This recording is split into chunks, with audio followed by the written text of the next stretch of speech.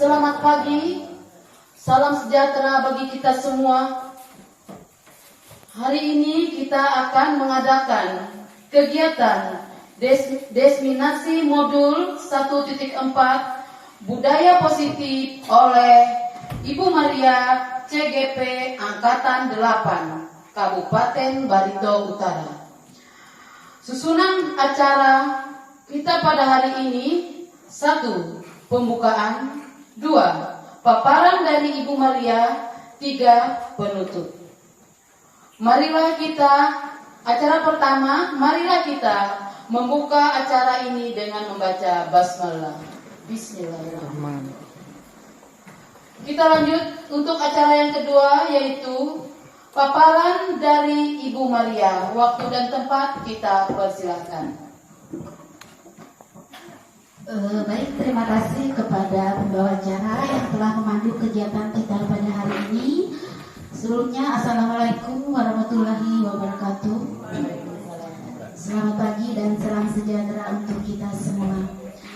Saya menyampaikan terima kasih yang tidak terhingga kepada Bapak Ibu Dewan Guru karena bersedia hadir di dalam undangan kami hari ini, yaitu kegiatan CGP, Bapak Ibu. Kegiatan CGP oleh saya sendiri ingin menyampaikan budaya positif, karena kurang lebih 2 bulan ini berlangsung kegiatan CGP saya dan selesai dalam satu modul, yaitu dari modul 1.1, 1.2, 1.3 dan 1.4. Nah, karena ini suatu tugas yang memang harus kami sampaikan untuk Bapak Ibu guru, karena dalam pembelajaran selama 2 bulan ilmu yang kami peroleh itu mau kami sampaikan kepada Bapak Ibu rekan kerja saya agar ilmu itu lebih bermanfaat dan berguna. Karena kalau saya pendam sendiri, hal tersebut tidak akan bermanfaat untuk orang lain, hanya saya saja yang menyimpannya. Jadi hal ini akan saya sampaikan ilmu yang saya serap di dalam kegiatan kurang lebih 2 bulan ini. Baik, terima kasih ya. Destinasi modul 1.4 yaitu tentang budaya positif. Nah, di mana kita di sekolah ya memberikan hal-hal penguatan pembelajaran kepada anak-anak dalam sebagai tujuan kita untuk membentuk karakter perilaku anak yang bertanggung jawab. Nah, bagaimana perilaku dan tanggung jawab itu nanti akan dibahas, dipapar di dalam materi selanjutnya. Dan bagaimana kalau kita melakukan sesuatu yang kita pertahankan dan orang lain itu berusaha menggoda kita seperti apa, ya. Baiklah, kita akan melakukan sesuai dengan perubahan paradigma, di mana seseorang berkomitmen atas dirinya dan berusaha menjaga kerahasiaan apa yang mau dia jaga tentang menjadi rahasia pribadinya dia. Nah, jadi ini ada kegiatan Bapak Ibu ya yang bisa kita lakukan, yaitu kegiatan kepal tangan. Jadi nanti salah satu Bapak dan Ibu 2 orang saya minta mewakili maju ke depan ya. Caranya seperti ini Bapak Ibu. Ada A dan B, 2 orang ya, Anda dan teman Anda. Sobeklah secari kertas kecil, kemudian tuliskan benda atau sesuatu yang sangat berharga untuk Anda letakkan di salah satu tangan Anda dan genggam benda atau sesuatu tersebut dengan segala daya. Buatlah sebuah kepalan. Teman Anda B akan mencoba dengan sekuat tenaga dengan berbagai cara untuk meminta Anda memberikan benda tersebut. Dan B bisa membujuk, mengancam, menghardik, merayu, menyuap apa saja agar dapat membuka kepala tangan Anda. Nah, di sini terserah apakah Anda tergoda dengan rayuan teman Anda itu sehingga untuk membuka karena ada rasa belas kasihan atau karena takut ada tekanan sehingga rahasia yang begitu kokoh Anda pegang bisa terbuka dan bisa teman Anda tahu. Nanti ditanya, untuk apa sih kamu ingin tahu apa yang saya genggam? Jadi untuk ini silakan dari Bapak Ibu Guru maju ke depan, ya. Saya minta 2 orang. Jadi silakan berekspresi. Saya lucu seperti apa, saya kuat seperti apa. Ya silakan siapa yang bisa maju ke depan.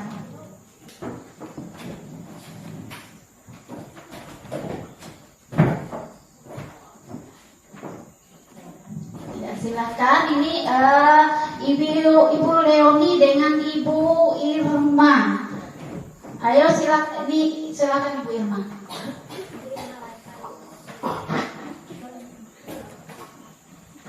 Ya, tolong dibuka kepala tangannya. Saya mau lihat apa yang ada di dalamnya. Benda apa yang sangat berharga.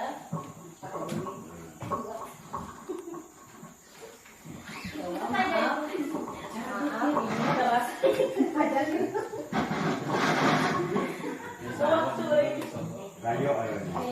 Ayo, tolong. Rayu dulu sampai Ibu Irma menyerah, ya. Sampai Ibu Irma menyerah, rupanya Ibu Leoni tetap mempertahankan, ya, mempertahankan supaya tidak terbuka oleh Ibu Irma. Tolong dibuka kasih sesuatu. Kalau misalnya Saya hitung ya sampai 3.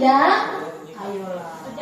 1, Ntar aku kasih keluarin 2, 3. Ternyata Ibu Leoni masih mempertahankan komitmennya. Nah, sekarang saya mau bertanya dengan Ibu Leoni, kenapa Ibu Leoni tidak mau membuka rayuan Ibu Irma?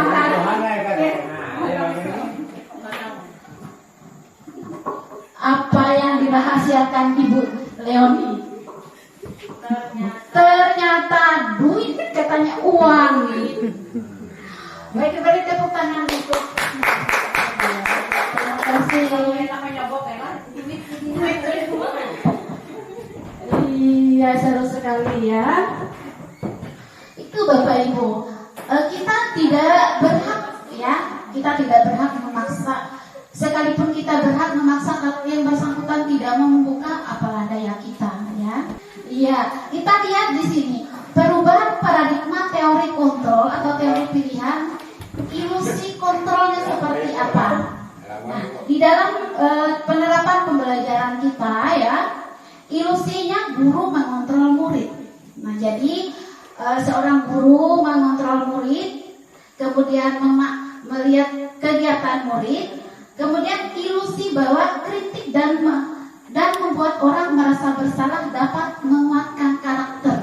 Nah, dengan rayuannya tadi oleh Ibu Irma berusaha menggoda Bu Leoni untuk membuka, tetapi malah itu untuk memperkuatkan Bu Leoni tidak mau membuka genggaman tangan, ya, itu tidak mau membukakan genggaman tangannya.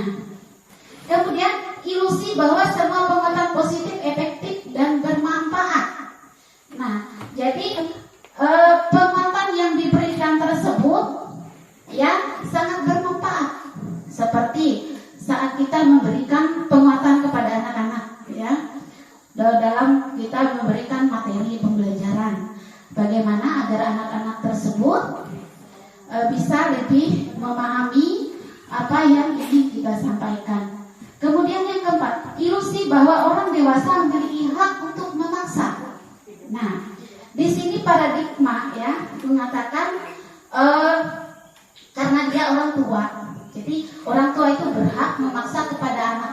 Begitu juga kita guru memaksa anak untuk mengerjakan apa yang kita mau.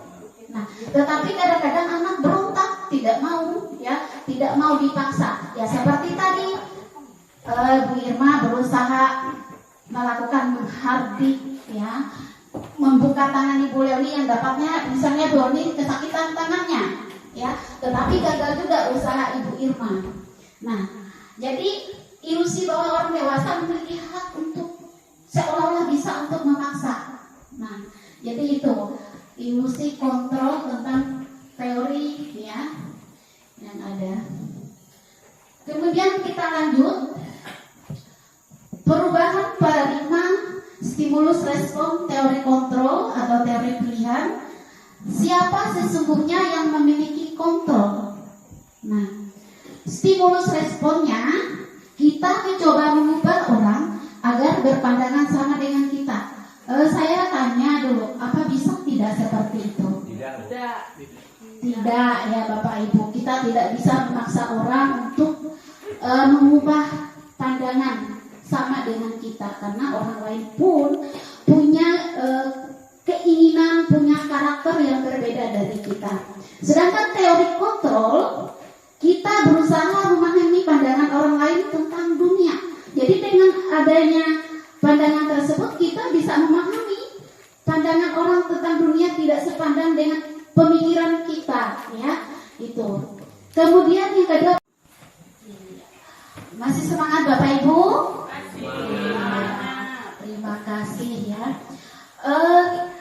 Kita lanjutkan dengan profil pelajar Pancasila. Nah, ini sering kita dengar ya, apalagi kita saat ini mulai memasuki tahun ajaran baru, di mana kita sudah menerapkan kurikulum Merdeka Belajar.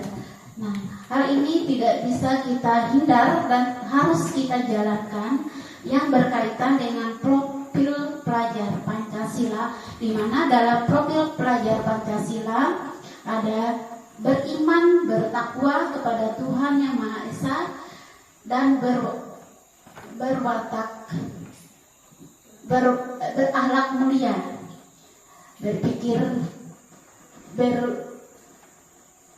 berkebinekaan global, ya, bergotong royong, kreatif, bernalar kritis, dan mandiri. Beriman, bertakwa kepada Tuhan Yang Maha Esa, dan berakhlak mulia. Kita bisa lihat di situ, di mana memberikan murid diminta mengimani, ya, mengamalkan ajaran yang dianut. Nah, hal ini bisa kita lakukan misalnya saja pada pagi hari sebelum belajar, anak-anak dipersilakan untuk berdoa dulu, dan kemudian ada juga yang melakukan sholat duha, ya, dan hari Jumat bisa dilakukan kegiatan keagamaan di masing-masing keyakinan, ya, dan hal itu di SDN Jabu 4 ya sudah mulai dilaksanakan. Nah, kemudian berkebinekaan global. Berkebinekaan global ini yaitu menumbuhkan rasa menghormati, ya, keanekaragaman budaya, menghilangkan prasangka hingga merefleksi diri terhadap nilai-nilai kebinekaan. Jadi anak-anak ini disuruh, ya, diminta kita untuk mencintai budaya dengan cara kita menggunakan baju, misalnya baju adat, ya. Misalnya hari Jumat khusus anak-anak kita minta mereka silakan berkreasi dengan apa yang mereka bisa mereka tampilkan, ya, ciri khasnya apa. Mengingat di tempat kita ini ada beberapa suku, ya, ada beberapa suku ras juga. Jadi kalau ada kegiatan-kegiatan yang bernuansa dengan kebudayaan, kita bisa menyiapkan anak-anak untuk menampilkan, ya, hal-hal yang keterampilan-keterampilan yang bermuatan dengan budaya setempat, ya. Misalnya saja, Bu, saya mau tarian daerah, ya. Kemudian ada lagi yang mau menampilkan kreasinya seperti kerajinan tangan misalnya. Jadi dia berkebinekaan global itu tidak hanya satu, tetapi dia bisa aktualisasinya dengan kegiatan-kegiatan, walaupun itu supaya wujud menghilangkan prasangka, ya, hingga merefleksikan diri terhadap nilai-nilai kebinekaan. Nah, kemudian mandiri. Mandiri yaitu pengembangan, pemahaman serta regulasi diri untuk mencapai tujuan dan meningkatkan kualitas hidup. Jadi guru dapat membantu peserta didik agar mampu mengelola pikiran, perasaan dan tindakan untuk mencapai tujuan bersama. Kemudian gotong royong yang sering kita laksanakan ya Bapak Ibu. Bagaimana kita mewujudkan gotong royong itu agar kegiatan itu secara bersama dilakukan dan mudah dan cepat selesai. Berkolaborasi juga dengan sesama temannya ya. Nah, jadi secara aktif menyadari sebagai makhluk sosial pasti membutuhkan bantuan dari orang lain. Jadi dikerjakan secara sama-sama itu artinya mewujudkan bahwa kita itu tidak bisa hidup sendiri. Nah, seperti saja kita hari Jumat bersih-bersih, membuang sampah, anak-anak diajak ya, ada yang membuang dari beberapa sudut, mengambil dari beberapa sudut, kemudian ada yang juga membantu mengangkat sampah. Nah, dan itu tidak dilaksanakan oleh satu orang ya, itu dilaksanakan oleh beberapa orang sehingga pekerjaannya itu cepat. Nah, kemudian bernalar kritis. Bernalar kritis yaitu memproses dan menyaring segala informasi dan mengambil keputusan tepat atas segala masalah yang dihadapi. Jadi kita tidak bisa menyimpan atau memendam masalah ya. Begitu ada masalah kita diamkan aja. Nah, itu nanti akan berlarut-larut, akan bertumpuk-tumpuk. Tetapi alangkah bagusnya begitu ada masalah, kita langsung mencari jalan keluarnya seperti apa.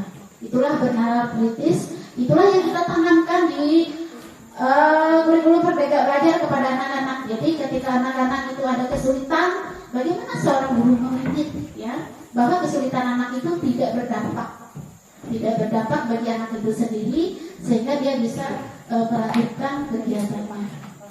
Kemudian kreatif, pelajar yang telah mampu berkontribusi dalam memberikan gagasan, menciptakan karya serta mampu memecahkan masalah. Dari sisi ini, guru dapat mendukung kreativitas siswa dalam bentuk penyaluran, penyaluran minat, bakat, dan keterampilan lewat tugas praktik. Nah, misalnya seorang guru PJOK ya, dia lebih tahu anak-anak itu punya kemampuan di bidang apa. Nah, cabang olahraga apa. Jadi dengan keadaan seperti itu dia bisa memilih anak, anak ini hobinya sepak bola. Jadi bagaimana upaya guru kelas PJOK-nya itu agar anak ini bisa memunculkan ya. Inilah letak kreativitas seorang guru. Juga bidang studi yang lain. Untuk ini ada pertanyaan Bapak Ibu? Bisa dipahami? Bisa, Bu. Apa kita lanjut? Iya. Terima kasih.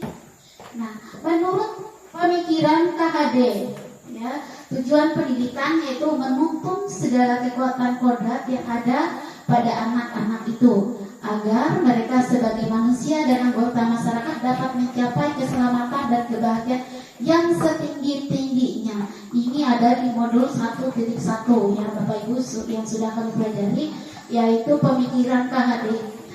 Kalau dulu anak-anak kita pandang sebuah kertas yang kosong padahal itu salah ya.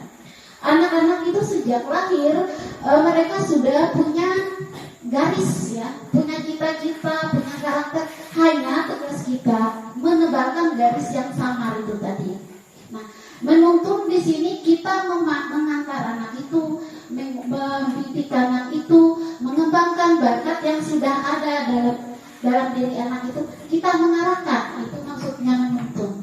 Jadi kalau kita menciptakan anak ini harus seperti ini tidak bisa, karena anak ini ada kodratnya sudah, ya, sudah ada sejak lahir. Nah, tinggal kita yang mengarahkan, makanya anak-anak itu gampang sekali berubah kalau dia dicekok, ya, dimasuki hal-hal yang negatif. Nah, karena itu kita memberikan anak itu, mendampingi anak itu sesuai dengan kodrat anak itu sendiri, agar dia mencapai keselamatan dan kebahagiaan yang setinggi-tingginya. Maksudnya dia bisa mendapatkan cita-citanya ya, seperti yang diimpikannya. Baik Bapak Ibu, masih semangat? Iya. Kita kaitkan jadi dengan nilai kebajikan universal ya. Minta tolong Ibu Leoni baca nilai kebajikan universal yang pertama. 1. Nilai-nilai kebijakan adalah sifat-sifat positif manusia yang merupakan tujuan mulia yang ingin dicapai setiap individu. Nilai-nilai tersebut bersifat universal dan melintas bahasa, suku bangsa, agama maupun latar belakang. Ya, baik, terima kasih. Ya, ini ada hubungannya dengan bertakwa tadi, dengan kebudayaan ya, dengan kebudayaan berkebenekaan global. Nah, itu. Kemudian yang kedua, setiap perilaku atau perbuatan memiliki satu tujuan. Nah, ini menurut Dr. William Glasser pada teori kontrol tahun 1984. Yang ketiga, silakan Ibu Irma baca.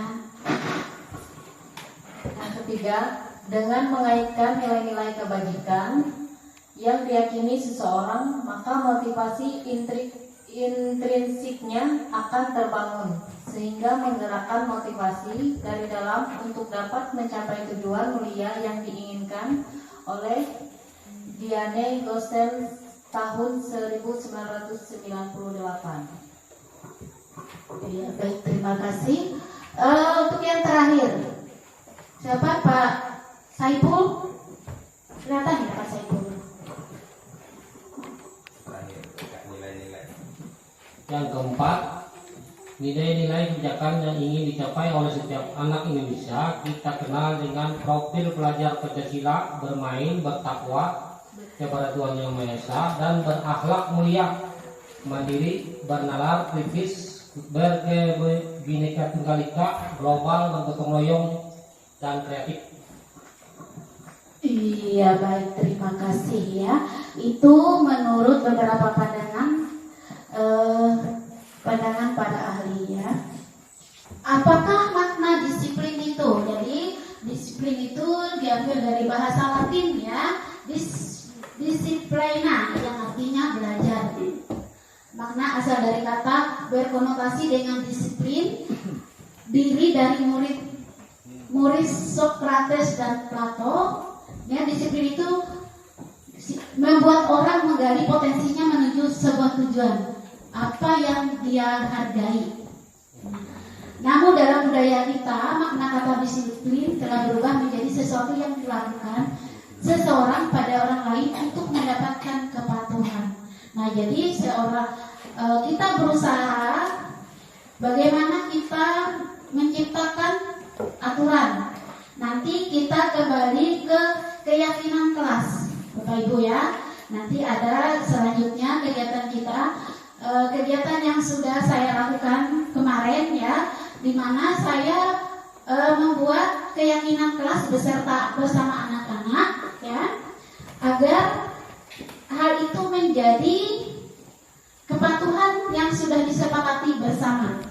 Nah, kecenderungan umum adalah menghubungkan kata disiplin dengan ketidaknyamanan, bukan dengan apa yang kita hargai atau pencapaian suatu tujuan mulia.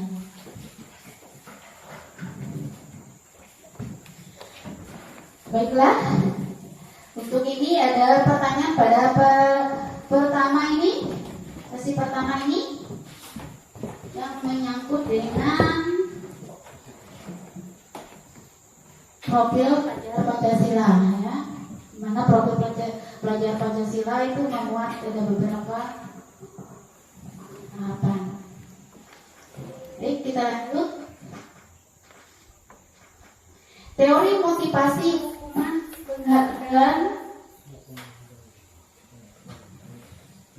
Teori motivasi hukuman dan penghargaan restitusi. Nah, sekarang ini ada pertanyaan pemantik ya.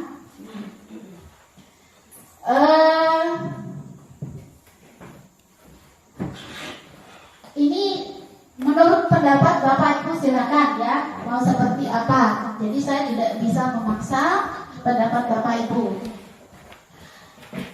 Pertanyaan pertama, hukuman dapat mendisiplinkan anak kalau menurut Pak Soeharto? Iya atau tidak? Kalau tidak, apa alasannya? Kalau ya, seperti apa? Hukuman dapat mendisiplinkan anak. Bapak setuju atau tidak? Setuju, karena kan kalau kita kasih hukuman pada anak, kemungkinan besar dia mau menuruti apa yang kita inginkan. Baik, terima kasih. Itu pendapat dari Pak Soeharto, wali kelas 2. Ada yang tidak setuju, angkat tangan yang tidak setuju. Bu Leoni, ya silakan Bu Leoni, tolong tanggapannya. Hukuman itu tidak dapat mendisiplinkan anak. Kenapa? Disiplin itu kemauan anaknya. Jadi kita tidak bisa memaksakan mendisiplinkan anak itu melewatkan hukuman, tapi kita bisa mengajak anak untuk mengajak dia disiplin. Kita contohkan bagaimana disiplin itu. Terima kasih. Tepuk tangan untuk Bapak dan Ibu yang sudah memberikan tanggapan. Kemudian pertanyaan kedua, ya, setuju atau tidak setuju? Pemberian hukuman dengan hal positif seperti membaca atau membersihkan halaman sekolah dapat meningkatkan disiplin anak. Untuk yang setuju angkat tangan. Iya. Kemudian yang tidak setuju? Yang nomor 2. Coba tolong Pak Heni memberikan alasan ya kalau setuju itu seperti apa?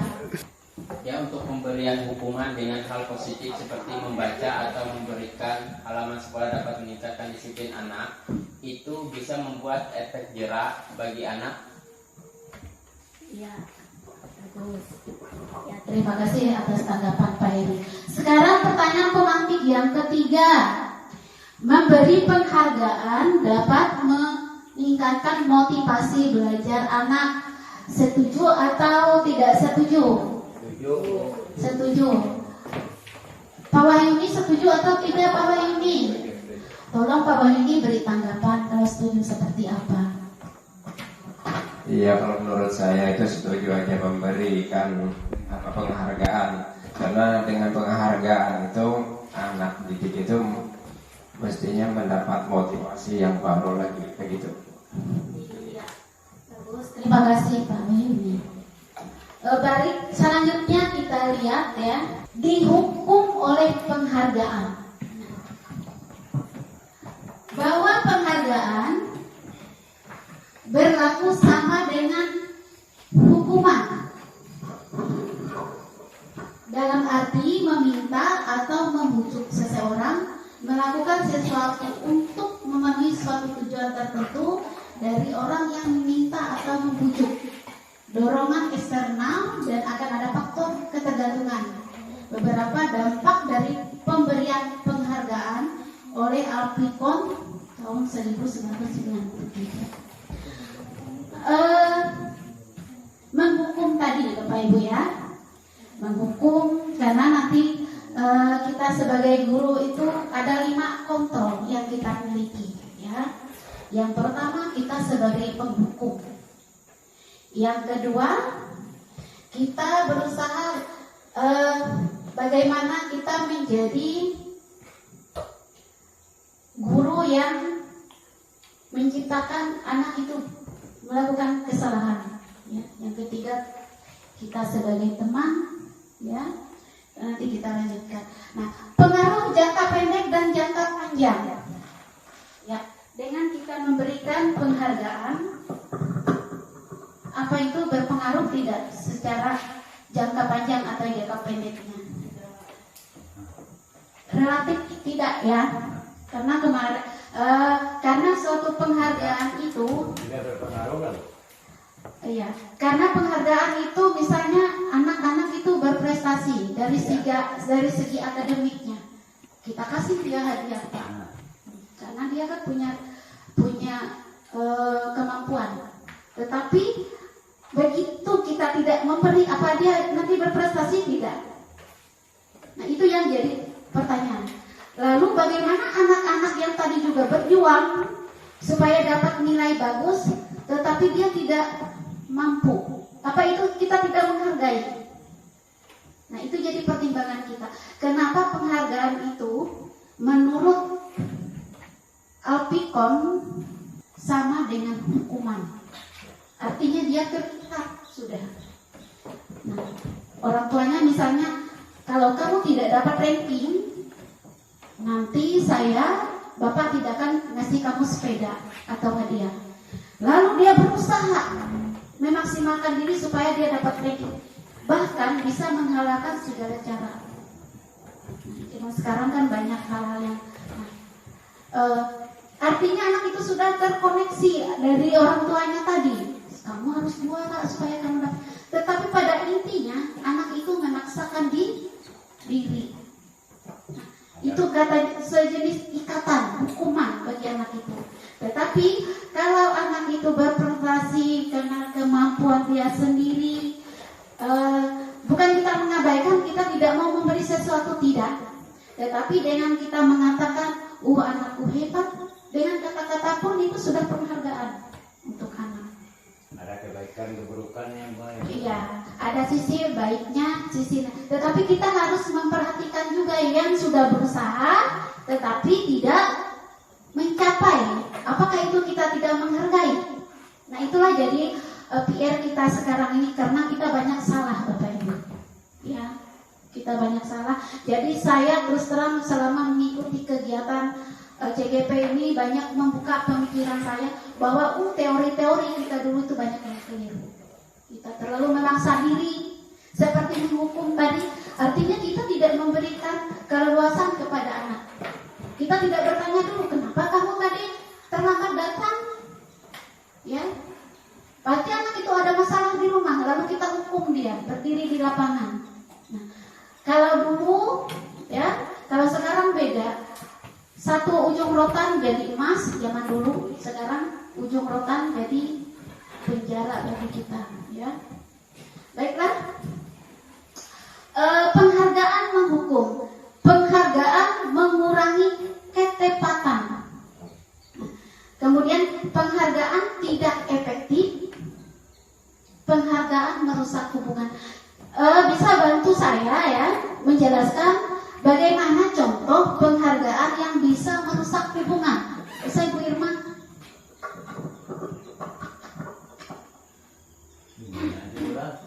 Penghargaan bisa merusak hubungan itu kan? Merusak hubungan. Oh iya. Penghargaan merusak hubungan mungkin seperti misalnya yang teman yang satunya mendapat penghargaan seperti dikasih hadiah, yang satunya mungkin cemburu. Nah, jadi mungkin membuat antara teman itu menjauhi, ya saling menjauhi, saling membenci, mungkin seperti itu. Bisa ditambah Pak Wahyuni? Ada tambahan? Murah. Menurut kami penghargaan merusak hubungan. Nah, dalam satu contoh Bu ya, misalnya anak ini kita umumkan mendapat ranking. Nah, misalnya si A mendapat ranking 1, si B ranking 2, dan si B mendapat ranking 3. Sedangkan masing-masing anak ini punya kemampuan. Misalnya si ranking 1 itu kemampuannya misalnya pintar dalam matematika dan membaca. Sedangkan yang satunya itu pandai, ya setiap anak-anak pandai, ada kelebihannya masing-masing lah. Nah, lalu kita umumkan, loh kan saya Bu pandai ini, lalu yang satunya, loh saya kan Bu pandai ini, kenapa dia yang ranking 1? Nah, lalu itulah yang seharusnya ya bagi saya untuk pengumuman ranking itu Bu, misalnya tidak perlu, misalnya itu cuma sekedar untuk merusak mental anak dan juga untuk merusak hubungan antara anak dan anak serta anak dengan saya. Sedangkan saya awalnya memberi kasih saya kepada mereka, perhatian kepada mereka sama. Namun dalam hal ranking saya mengumumkan di depan kelas bahwa si ini ranking 1, si ini ranking 2, si ini ranking 3, lalu yang lain ini yang sama pandainya merasa terkucil, lalu mereka membuat hubungan yang berikutnya tidak akan harmonis karena oh kamu ini disayang ibu makanya kamu dapat ranking. Nah begitulah pendapat saya Bu masalah penghargaan merusak hubungan. Baik, terima kasih aplaus untuk Ibu Umar. Iya. Nah jadi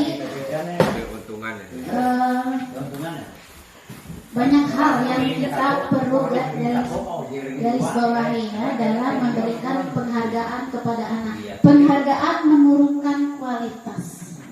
Jadi anak-anak tadi bisa kita gambarkan karena dia tidak dapat ranking untuk apa aja saya belajar, paling saya juga nggak dikasih. Nah itu.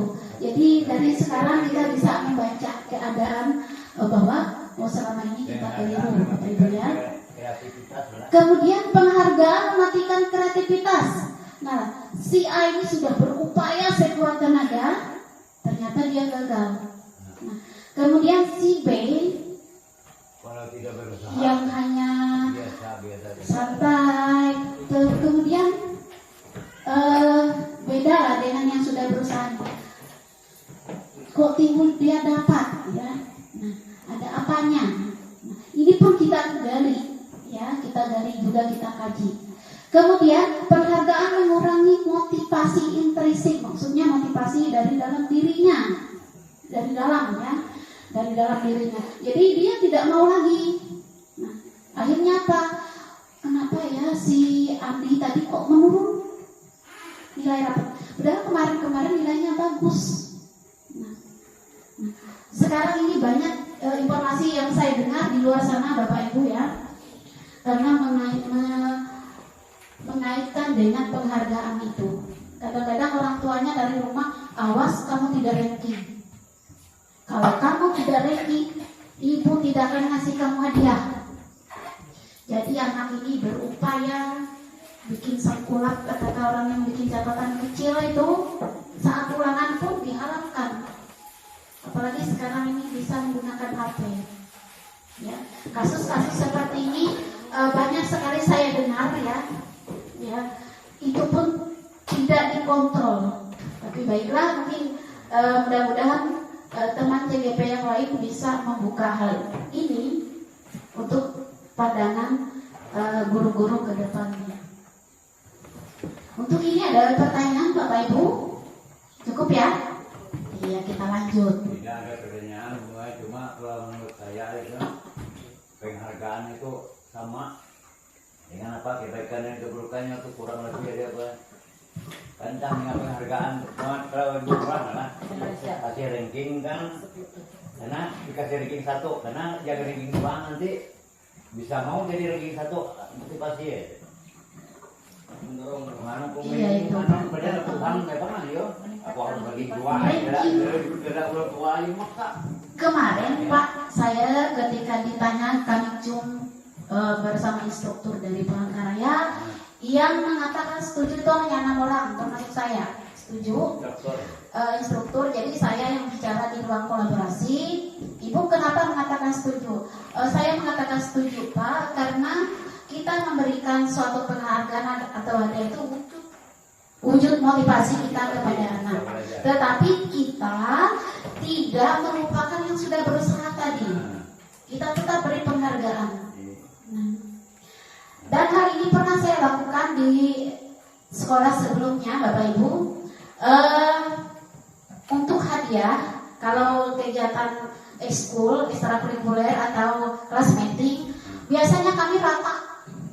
Ya, kasihan kan semua keluar keringatnya. Nah, jadi kita beri semua. Jadi tidak ada istilahnya si juara ini, si juara dapat juga, yang tidak juara dapat juga, karena mereka ikut serta di sama berusaha. Mereka berkolaborasi juga, misalnya tarik tambang, kasihan kan berulur keringat, tapi gara-gara nggak dapat juara tadi, lalu kita tidak kasih hadiah. Nah, di mana letak wujud penghargaan kita kepada mereka yang sudah berusaha, tetapi kita tidak memberi suatu penghargaan. Nah, jadi hal itu memang sudah lama saya terapkan, bahwa yang tidak dapat pun tetap kita beri, dan yang dapat pun kita hargai dan perjuangannya, ya.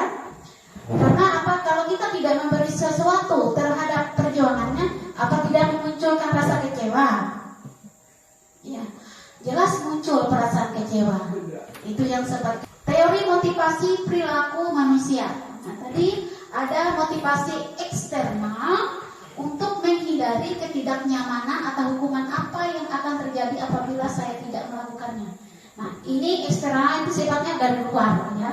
Ini seperti perintah yang untuk dia menghindari ketidaknyamanan itu, hukum apa yang akan terjadi apabila saya tidak melakukannya. Ini sering kan terjadi pada anak-anak Bapak Ibu di luar sepengetahuan kita, karena ini dari motivasi eksternal, bukan dari internal, ya, dari luar, pengaruh-pengaruh. Makanya itu kaitkan lagi dengan kontrol tadi, Bapak Ibu. Kemudian yang kedua, untuk mendapatkan imbalan dari orang lain atau institusi, apa yang akan saya dapatkan apabila saya melakukannya. Nah, ini pun motivasi eksternal. Nah, yang ketiga, untuk menghargai diri sendiri, saya akan menjadi orang yang seperti apa bila saya melakukannya. Inilah tujuan disiplin positif yang berasal dari diri kita sendiri, bukan dari orang lain. Misalnya dibujuk orang yang harus disiplin, oke, saat itu. Besok lagi dia mengulang, karena itu bukan dari internal yang bersangkutan, bukan dari diri yang bersangkutan. Ya, kita kadang-kadang melihat anak itu hari ini seperti ini, besok dia berubah. Bisa jadi karena pengaruh teman, bukan karena kepribadian anak itu sendiri. Hal itu banyak Pak ya terjadi dalam kehidupan sehari-hari kita. Nah, yang kita tidak tahu, perilaku manusia itu kadang-kadang seperti pemain sinetron. Ya, ada kala dia berperan baik di depan kita, ada kala dia di belakang, ada beberapa yang negatif yang disampaikannya. Itulah motivasi eksternal dan internal. Kalau eksternal berusaha dari luar yang mempengaruhi, kalau internal dari diri sendiri akan menjadi orang yang seperti apa bila saya melakukannya. Jadi dia berpikir dulu, oh, kalau ini saya melakukan ini salah atau tidak. Artinya dia mengontrol diri dia sendiri, bukan orang lain yang mengontrol dia.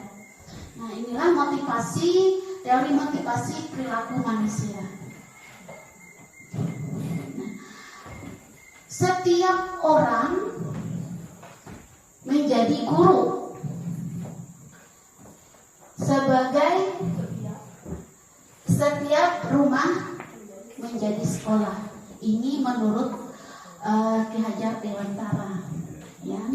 Merdeka menurut Ki Hajar Dewantara, merdeka itu artinya tidak hanya terlepas dari perintah, akan tetapi juga cakep buat memerintah diri sendiri. Nah, konsepsi keteladanan sikap merdeka itu ada di cetakan kelima KHD 2013. Nah, kalau kita kaitkan pada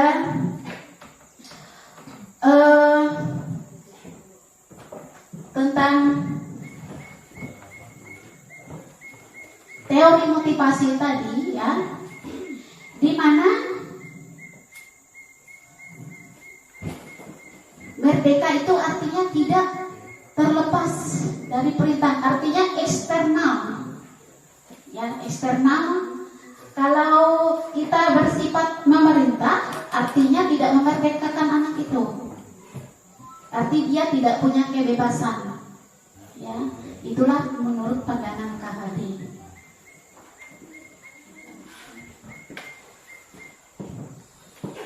Bentuk program kebajikan, ya, dalam memberikan apresiasi pengakuan perlu diingatkan beberapa hal, yaitu beri pengakuan secara khusus, pengakuan secara pribadi kepada murid secara bergantian, konsisten dan fokus pada proses. Nah, inilah kita memberikan apresiasi pengakuan yang kadang-kadang terlupakan kita kepada anak. Jadi setiap anak itu perlu kita beri pengakuan, ya. Nah, ini saya bilang katakan tadi, ya.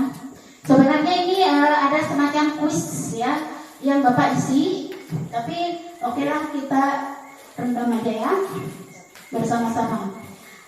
Bapak Ibu nanti bisa pilih antara hukuman atau konsekuensi.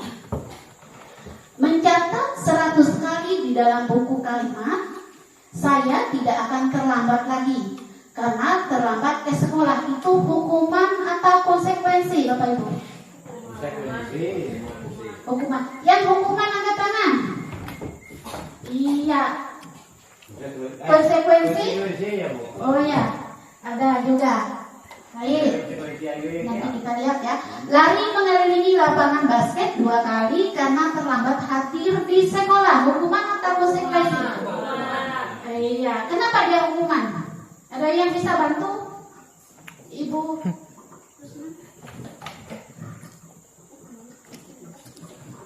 Lari mengelilingi lapangan basket 2 kali karena terlambat hadir di sekolah. Itu kan berupa hukuman karena dia sudah terlambat untuk hadir.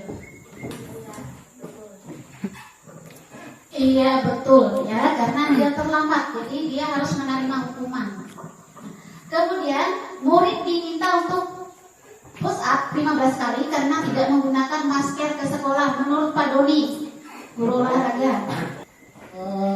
Pertanyaan menggantikan kertas tugas teman itu ya? Oke, murid yang diminta untuk push up 15 kali itu termasuk hukuman ya? Bukan konsekuensi. Itu alasannya karena gini, untuk hukuman itu diberikan dalam tanda kutip ya, melakukan kegiatan yang menguras fisik. Tetapi kalau konsekuensi banyak pilihannya, Bapak Ibu. Untuk konsekuensi dia bisa tidak berupa hukuman untuk menguras fisik, bisa. Dia bisa hukumannya yang lebih ringan juga bisa, sesuai porsi kesalahannya masing-masing. Itu menurut saya pribadi ya. Terima kasih. Untuk Pak Doni, baik, terima kasih ya. Hukuman ya, kata Pak Doni. Kemudian yang berikutnya, menggantikan kertas tugas teman yang telah dicoret-coret. Iya, konsekuensi. Kemudian membersihkan tumpah air di meja tulis karena tersenggol pada saat belajar. Iya. Kemudian murid disuruh untuk mengenakan sepatu seharian di sekolah karena tidak mengenakan sepatu hitam. Ya, hukuman atau konsekuensi? Ya, murid disuruh untuk mengenakan sepatu seharian di sekolah karena tidak mengenakan sepatu hitam. Gimana Pak Eri? Iya, hukuman ya. Lari mengelilingi lapangan basket 2 kali karena terlambat 10 menit untuk pelajaran videokan. Karena dia terlambat. Hukuman. Hukuman ya, kata Pak Doni. Baik, kita lihat ya. Mencatat 100 kali di dalam buku kalimat, saya tidak akan terlambat lagi karena terlambat ke sekolah. Jadi hukuman ya. Iya. Kemudian lari mengelilingi lapangan basket 2 kali karena terlambat hadir di sekolah. Jadi hukuman itu sifatnya ya di luar kesepakatan. Jadi itu terjadi. Kemudian yang ketiga, murid diminta untuk push up 15 kali karena tidak menggunakan masker ke sekolah. Nah, itu hukuman karena sudah diberi perjanjian dari awal. Kemudian menggantikan kertas tugas teman yang telah dicoret-coret. Itu konsekuensi karena sudah melakukan kesalahan. Jadi dia harus menggantikan. Kemudian membersihkan tumpahan air di meja tulis karena tersenggol pada saat belajar. Konsekuensi. Ya. Jadi dia harus melakukan sesuatu. Ya. Untuk perbaikan agar rasa tanggung jawab. Jadi kita memunculkan konsekuensi itu memunculkan suatu tanggung jawab kepada anak itu. Kemudian murid disuruh untuk mengenakan sepatu seharian di sekolah karena tidak mengenakan sepatu hitam. yaitu hukuman juga ya Bapak Ibu. Dan yang terakhir konsekuensi ya, lari mengelilingi lapangan basket 2 kali karena terlambat 10 menit untuk pelajaran PJOK. Kalau kita lihat pertanyaan pertama, ketiga dan itu hampir sama ya. Itu Bu, bedanya karena itu ada kesepakatan. Iya. Karena ada kesepakatan dari guru PJOK-nya. Iya. Apabila terlambat 10 menit, konsekuensi apa? Nah, misalnya itu lari mengelilingi lapangan. Tetapi kalau lari mengelilingi lapangan basket 2 kali karena terlambat hadir di sekolah, ya, ini dia kena hukuman. Jadi hampir mirip-mirip ya. Hukuman Pernyataannya hampir mirip, tetapi di situ ada perbedaannya karena terlambat 10 menit. Yang ini karena terlambat hadir. Nah, jadi lebih panjang durasinya, ya. Nah, daripada ya, karena ini guru PJOK-nya sudah melakukan pertanyaan, dia menanyakan alasan.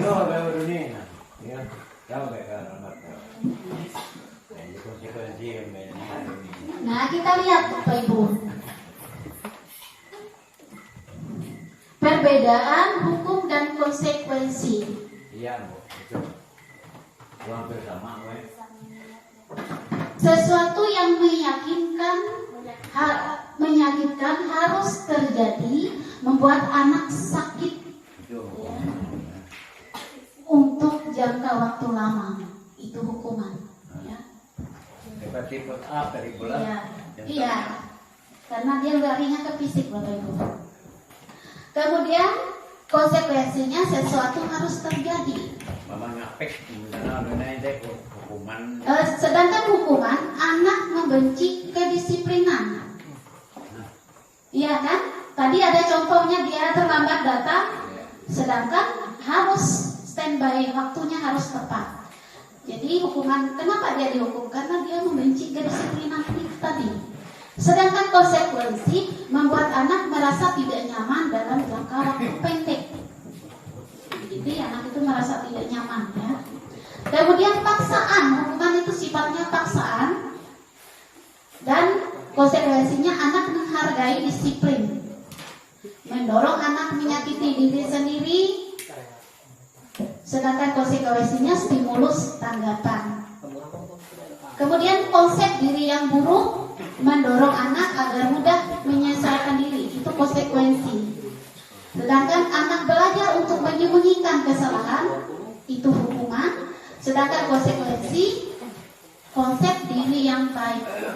Nah, kemudian marah, rasa bersalah, dipermalukan, merasa tidak dihargai.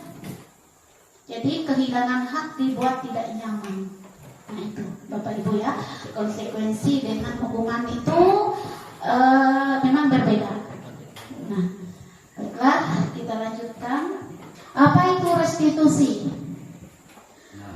Ya, restitusi adalah proses menciptakan kondisi bagi murid untuk memperbaiki kesalahan mereka sehingga mereka bisa kembali pada kelompok mereka dengan karakter yang lebih kuat. Restitusi juga merupakan proses kolaboratif yang mengajarkan murid untuk mencari solusi untuk masalah mereka dan membantu murid berpikir tentang orang seperti apa yang mereka ingin menjadi tujuan mulia dan bagaimana mereka harus memperlakukan orang. Itu menurut dosen 2004.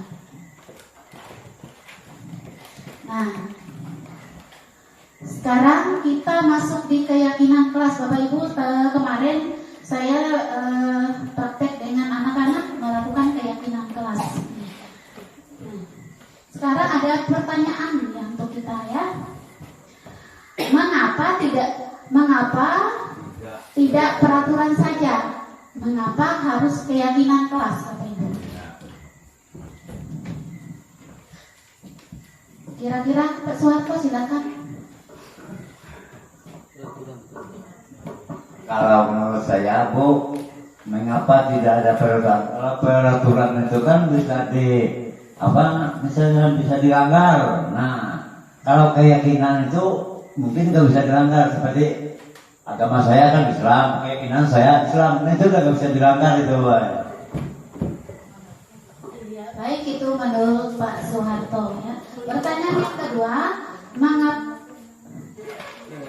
mengapa kita memiliki peraturan tentang penggunaan helm pada saat mengendarai kendaraan bermotor? Menurut Ibu Leoni apa itu? Untuk apa kita pakai helm? Untuk melindungi kepala. Dari Keselamatan. Ya, keselamatan juga. Kalau tidak menggunakan helm kan kecelakaan, kepalanya duluan misalnya.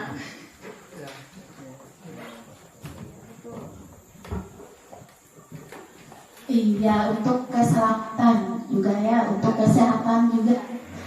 Kemudian pertanyaan selanjutnya, mengapa kita memiliki peraturan tentang penggunaan masker dan mencuci tangan setiap saat? Sama seperti pertanyaan yang nomor 1 juga, untuk yang pastinya untuk kebersihan. Kalau masker untuk menjaga dari dari penyakit, virus, dan mencuci tangan juga sama untuk kebersihan.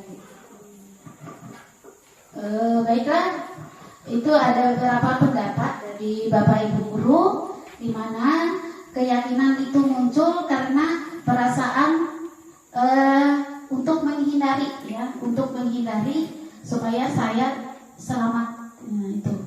Apa itu keyakinan? Nilai-nilai keselamatan itu, kesehatan inilah yang disebut suatu keyakinan. Jadi secara umum kita terlepas dulu dari keyakinan kita ya. Nah, kemudian dari keyakinan yang kita anut, nah, suku, negara, bahasa maupun agama. Seseorang akan lebih tergerak dan bersemangat untuk menjalankan keyakinannya daripada hanya sekedar mengikuti serangkaian peraturan tertulis tanpa makna. Misalnya saja tadi kan pakai helm. Kita punya keyakinan karena kalau saya menggunakan helm, kalau saya terjatuh itu tidak terbentur kepala saya. Itulah keyakinan. Jadi keyakinan itu kayak kekuatan apa hati kita, mengikat sifatnya. Nah, tanpa kita secara tersirat dan tersurat lah, lepas dari latar belakang agama itu tadi. Nah, jadi kemudian murid-murid pun demikian. Mereka perlu mendengarkan dan memahami arti sesungguhnya tentang peraturan yang diberikan, apa nilai-nilai kebajikan di balik peraturan tersebut. Dan tujuan utamanya menjadi tidak tertarik atau takut sehingga hanya sekedar mengikuti serangkaian peraturan. Kan hanya ikut peraturan, ya. Nanti dia langgar lagi. Iya. Nah, karena dia tidak yakin dengan peraturan itu. Nah, dia tidak yakin. Karena kalau dia melanggar peraturan pun dia tidak diberi hukuman. Iya, tidak diberi hukuman. Nah, tapi kalau keyakinan? Iya, tetapi kalau keyakinan dia harus. Nah, dia yakin. Iya, kalau dia menggunakan helm, saya yakin pertama aman. Nah, itu keyakinannya. Baik Bapak Ibu, kita lanjut. Antara peraturan dan keyakinan kelas, ya. Peraturan itu selalu mengembalikan buku ke tempatnya, sedangkan keyakinan kelasnya tanggung jawab. Iya. Iya. Kemudian dilarang mengganggu orang lain, itu peraturan, tapi dia berkeyakinan, oh saya ini kalau saya mengganggu orang lain, saya tidak menghormati. Tetapi saya ini tidak mengganggu, artinya kita menghormati. Nah, itu yang muncul dari keyakinan, ya, keyakinan di dalam kelas. Nah, kita buat hadir di sekolah 15 menit sebelum pembelajaran dimulai. Nah, berarti keyakinannya dia menghormati orang lain dan berkomitmen, karena pengaruhnya besar, ya. Kalau dia tidak hadir, berarti dia sudah tidak menghargai, ya. Tetapi kalau dia hadir tepat waktu, artinya dia menghormati orang lain dan dia berkomitmen akan mengikuti pelajaran itu dari awal. Kemudian dilarang melakukan kekerasan, itu peraturan. Tapi dia berkeyakinan keselamatan menghormati orang lain. Jadi dia yakin di keyakinan kelas ya, keselamatan menghormati orang lain apa? Nah itu sudah dibuat di siswa kelas 6 kemarin ya Bapak Ibu. Baik, kita lanjut. Nah, manusia dan dunia berkualitas. Dan hari ini bukan saja anak-anak Bapak Ibu ya. Ini Pak Soeharto yang ada lope ini apa? Itu maksudnya Bu, kasih sayang dan rasa diterima itu Wujudnya seperti apa Pak?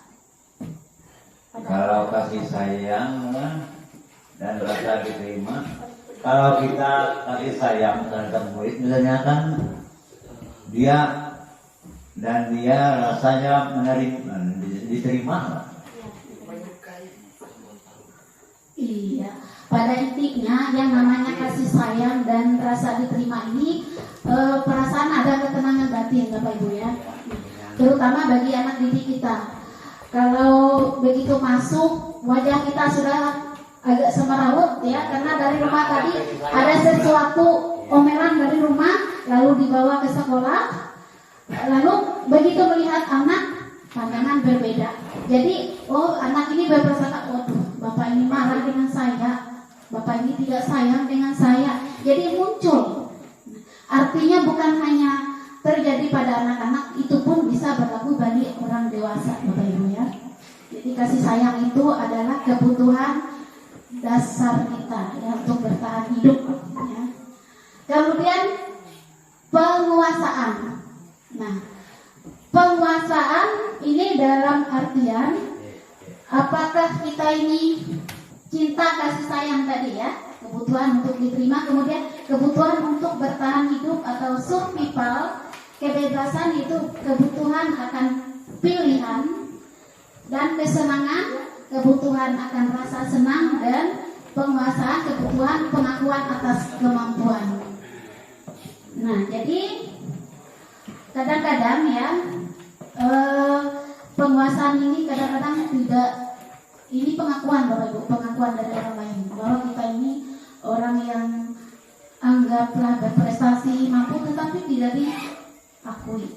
Nah itu, bagaimana perasaan kita? Kemudian kebebasan artinya tidak mengganggu orang. Nah, siapa yang mau terikat hidupnya? Tidak ada kan? Nah, jadi kebebasan artinya kita bebas, merdeka, dalam arti kita berhak menentukan pilihan kita. Kemudian kesenangan, anak-anak itu diberi kebebasan dulu untuk melakukan apa yang dia senangi. Itulah kesenangan. Jadi tanpa harus kita, kamu bikin ini aja. Kalau dia, Pak bisa nggak usul, misalnya kata anak, nggak boleh. Nah, berarti kita mematikan kesenangan anak. Nah, jadi itulah nanti Merdeka Belajar itu seperti itu Bapak Ibu ya. Nanti ada pelajaran berdepresiasi ya kalau tidak salah. Nah, kita menyesuaikan kemampuan anak. Baik, lanjut.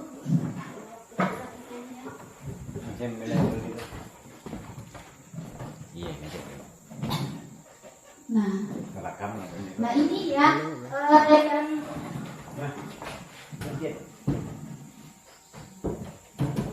posisi kontrol. Nah ini yang sekarang ini terjadi pada diri kita. Jadi nanti untuk introspeksi refleksi diri kita Bapak Ibu, posisi kontrol kita seperti apa. Nah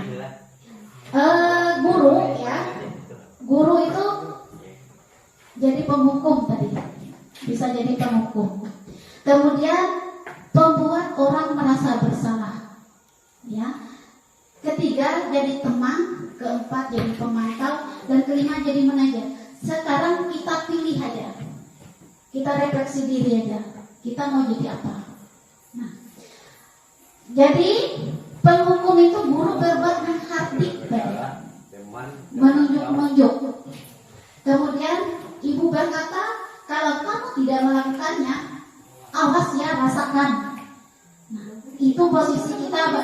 Kebanyakan awal kita jadi apa? Jadi penghukum.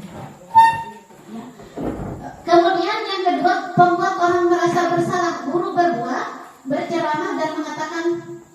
seharusnya ibu kecewa. Jadi anak itu merasa ada sesuatu, saya ini mengecewakan ibu saya. Nah, kemudian ibu berkata, kamu seharusnya, kamu sudah tahu. Ibu lelah sekali mengatakannya. Sering tidak itu terjadi? Nah, sering ya, karena kita rasakan semua, baik kita sebagai guru, juga kita sebagai orang tua. Kemudian teman membuat alasan-alasan untuk muridnya. Guru berbuat. Kemudian ibu berkata, ayo lakukan demi ibu, masa kamu tidak mau? Ini sudah agak menurun tensinya ya. Nah, ini sebagai teman. Kemudian pemantau, ya, pemantau, guru berbuat, menghitung dan mengukur. Kemudian ibu berkata, apa peraturannya? Maksudnya berapa kali kesalahan kamu? Nah, itu pemantau. Sudah berulang-ulang kali kamu ini melakukan kesalahan. Nah, setelah dipantau, guru itu bisa jadi manajer. Jadi manajer maksudnya mengajukan pertanyaan, kemudian ibu berkata, apa yang kita yakini, apa yang bisa kita kerjakan untuk memperbaiki masalah ini. Ini sudah saya buat Bapak Ibu kemarin dengan anak-anak, ya. Saya lakukan peran saya sebagai manajer di situ. Sekarang kita lanjutkan.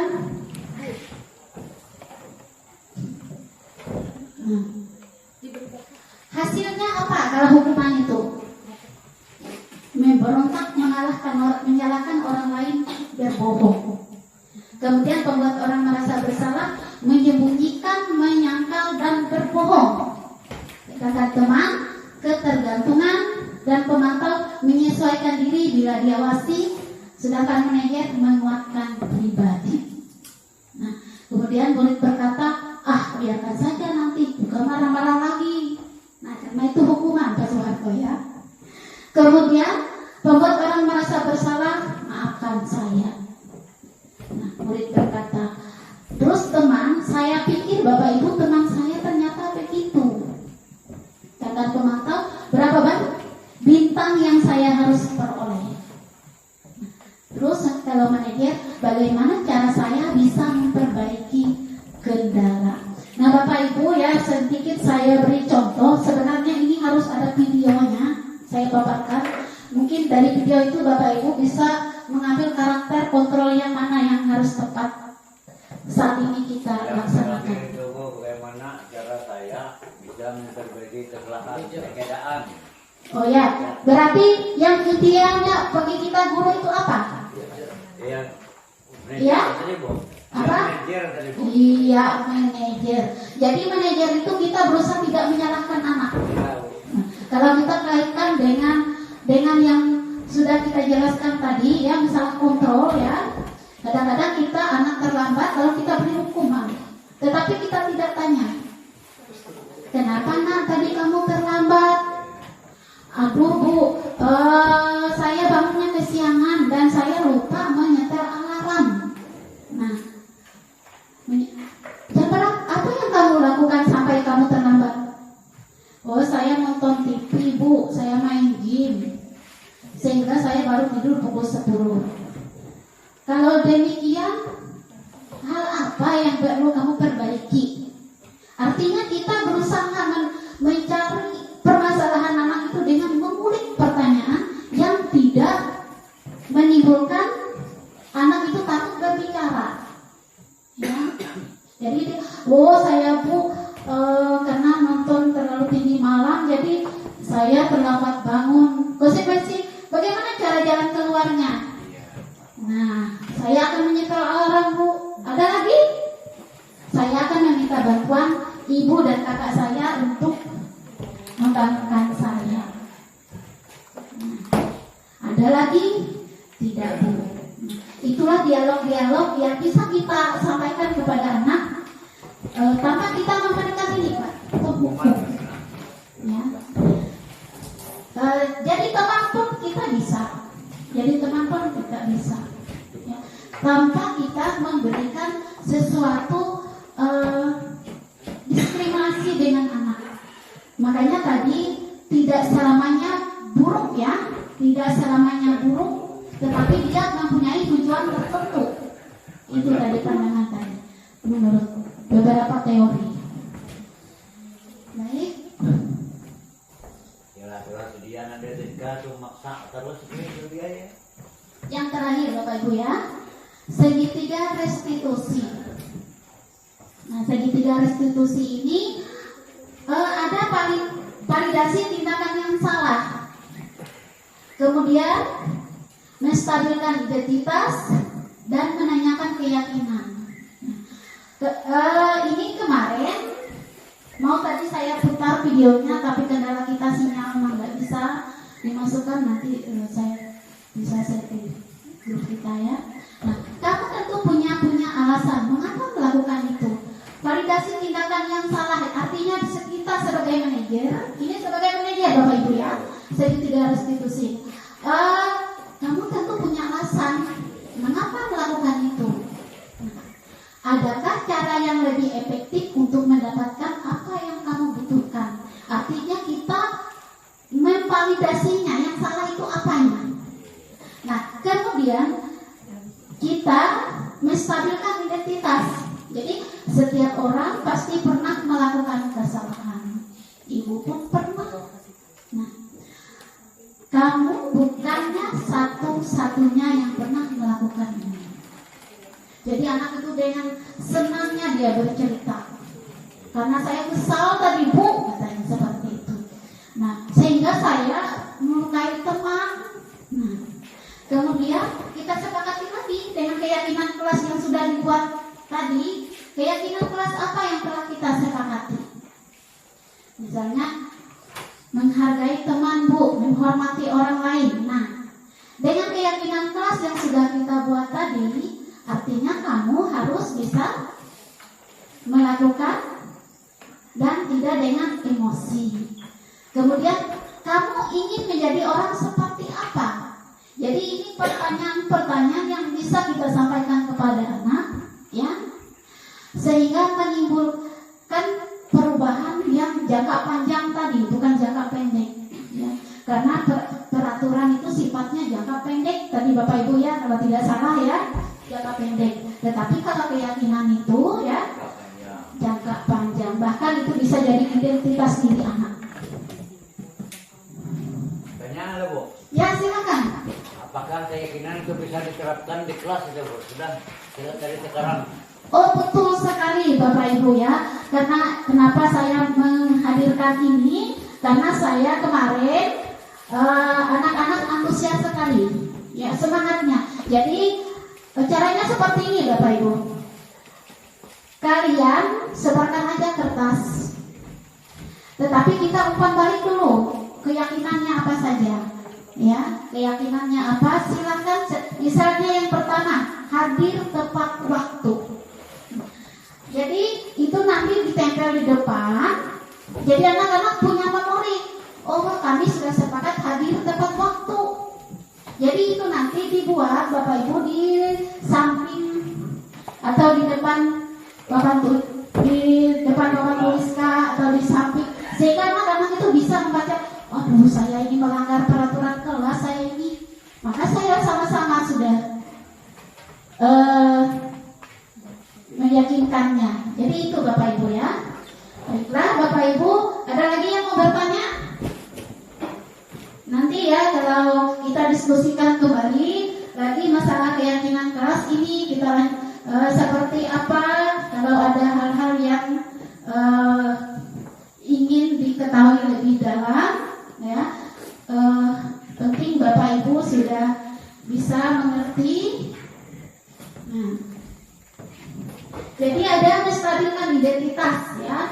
Kemudian untuk membuat anak merasa gagal karena berbuat salah menjadi positif terhadap dirinya, sedangkan kebutuhan membantu murid mengenali basic need, kebutuhan dasar yang ingin dipenuhi ketika melakukan kesalahan itu.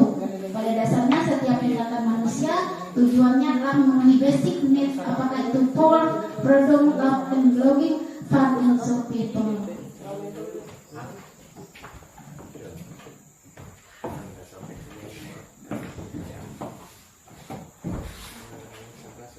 Ya, menanyakan keyakinan, anak melihat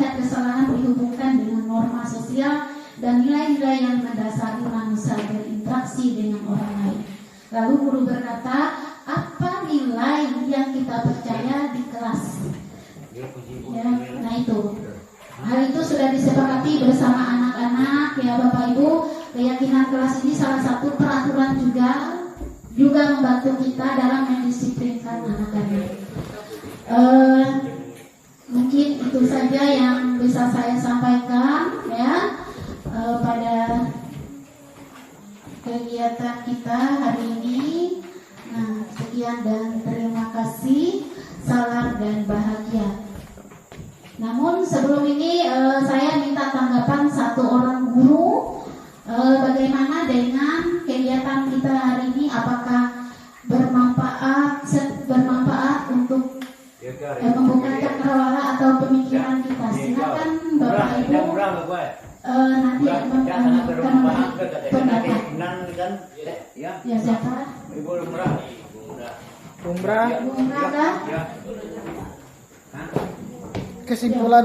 Kesimpulannya dengan kegiatan kita hari ini. Dengan kegiatan apa tadi kunci? CGP.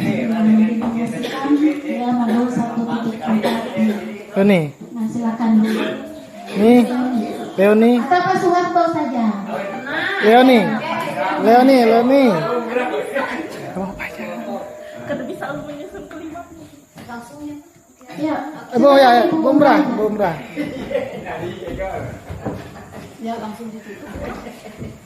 Ya. Ya, terima kasih kepada Ibu Maria MPD.